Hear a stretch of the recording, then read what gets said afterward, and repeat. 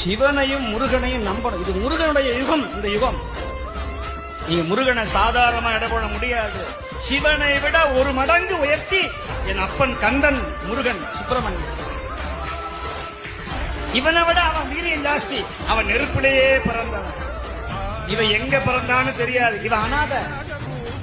அவன் அனாதிக்கும் அனாதி, ஆதி அந்தமில்லாத ஆறுமுக கடவுள் என் அப்பன் வேளன், முகன், சண்முகன், கடாட்சரன். அவன் திருவடிய ஒரு தடவை முருகா அப்படின்னு சொன்னா போதும். குகான்னு மயில் கத்தும். குகா குகான்னு கத்தும் மயில். அகவதை கேட்டீங்கன்னா குகா குகான்னு சொல்லும்.